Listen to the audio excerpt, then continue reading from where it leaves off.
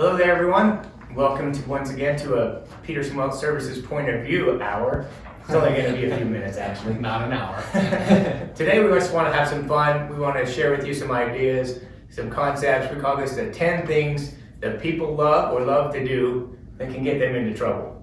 So we're going to start off by just giving you our top 10, and maybe you can share with us some of the things that you see in your life. Yeah, we're kind of doing this with the spirit of Valentine's Day, so fellas, it's on Sunday. You still have time. Do not forget. Yeah, get it done today.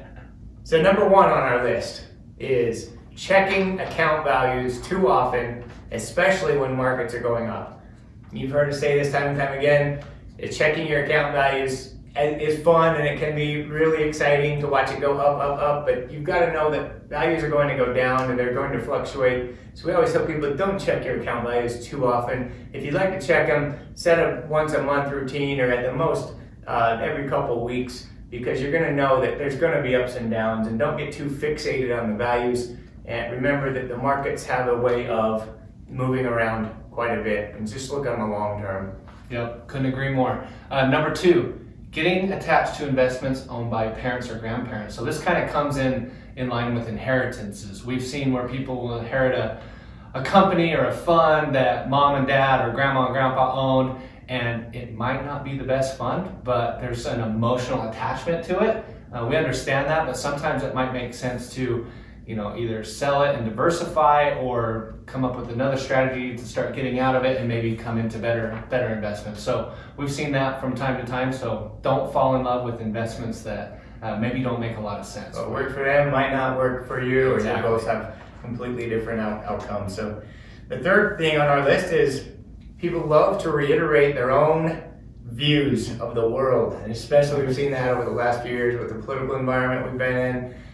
People have these smartphones nowadays and you can't get off of them, and the notifications keep coming in. And so when you follow something, so you have a company or a person or commentator that you follow, you like them, so you constantly get feedback and more posts that are similar in nature, and that's called the artificial intelligence kicking in to share with you more ideas that you're going to gravitate to, Right. because they want you to see more of the same content. So Instagram or Twitter or your Facebook pages. So we constantly grab onto the things that support our own views, and I think that keeps us in a myopic state of mind. We don't consider the other side at all. We're getting so divided, and people say it's because of some person or something or some issue, but I really think it's because of social media and the media in general that's creating this division. So be cautious of that. Right. Next one, number 4 on the list, people love get-rich-quick ideas. I don't know what it is, but I see it again, probably mostly on social media, where it's, they have this idea and they can't share it with you until you sign up or you give them your information, buy a newsletter. So get-rich-quick ideas, we're more of the attitude of slow and steady wins the race. Time-tested investments that have shown track record and different things like this. A lot of these other ideas that sound really good on paper, people gravitate to that, they love that, then get hurt by that pretty bad. Can be hurt bad. And that leads into number 5. People love to find the pill to cure all of their physical ailments or their shortcomings. Right? There's a magic pill out there. Just go out there and search for something on Facebook, and there's a treatment for it. There's a pill, a cure-all. I think we're getting carried away.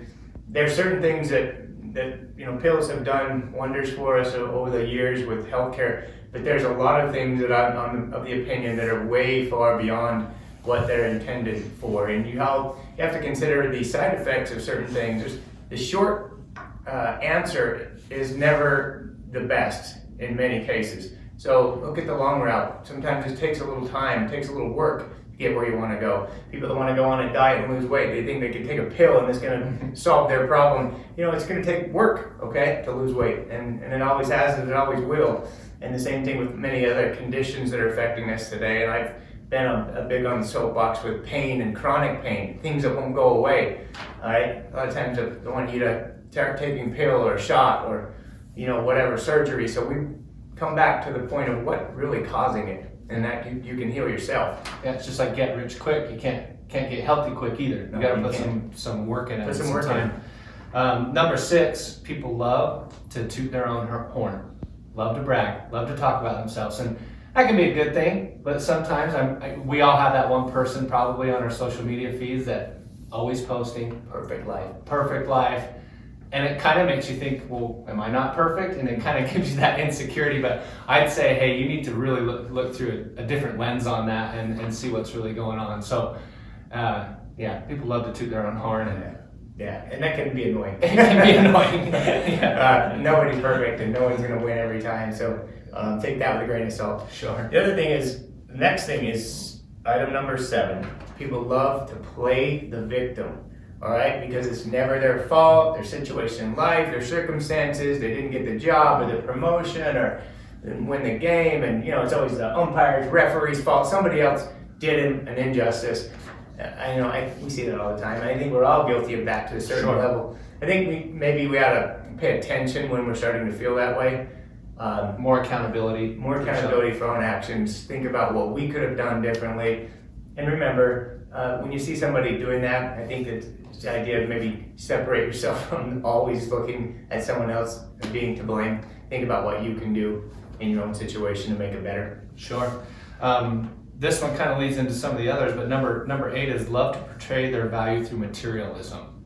We see that a lot, where the person that has all the stuff, keeping up with the Joneses type of thing. And our motto is kind of walk softly and carry a big stick. So being on social media or all of that, you're seeing people post things, and sometimes you have to look through that. You have to realize that they're probably stretched on debt, and don't fall in love with that. Yeah, we're seeing that all the time. People that pull in with a brand new truck every year, or a new boat, or this and that, new home. You're wondering, how is this going on? How's this happening? And I think we have to consider what's really behind the scenes. Does the bank own that stuff, or do you have to show off like that? So that's a good one. And then I think going into this next one, number 9, you love to take on your children. We love to take on our children's responsibilities. That's a big one. I think that could be becoming one of the most serious issues out there in the world today. In society, we see parents who love to see their children succeed. They want them to be the best, to be shown in the community as just so smart and so successful. And it starts at a young age when you start doing their homework for them, little things like this, and it just escalates. And then they start calling the coaches and wanting to know why they're not playing more, they're not getting this, or they're not getting that, calling the teachers, always being there to fight their battles. It can become obscene, and I think many of you could probably have your own comments of things that you've seen with your children or other children. So be careful of what you're doing for your children. I think there's a certain point where you have to let them experience life. And I've said this before, and I said it in my book, kids need to fail. It's super critical. Let them fail. Don't be embarrassed of it. Don't be afraid of it. Let them know that they need to overcome those obstacles. They're going to be better for it. They will in the long run. We see that all the time. And you've never gotten any calls as a coach, have you? The hardest thing I ever did. Okay. Number 10, people love to stay in their comfort zone and avoid taking risk. We have to take risks in life, whether it's investing, whether it's jumping to the next career, whether it's just getting out and doing something different. I think that's such an important thing. And like Billy said, if you take a risk and you fail, it's okay. It's how you react to that. I mean, that's what builds character. That's what builds strong people. And we see it all the time in our business with business owners coming in that have taken risks their whole life, or retirees that have taken risks by putting money away and just doing different things. So the reward is there. It can't be frivolous risk. It's got to be some calculated risk, but we think that's a big thing. So don't get too caught up in your comfort zone. I mean, right now, you rocking the boat. Yeah. Back to our business, people are comfortable with cash, right? Mm-hmm. But they don't know the risks that they're taking by not getting a return long term with their investments. So yeah.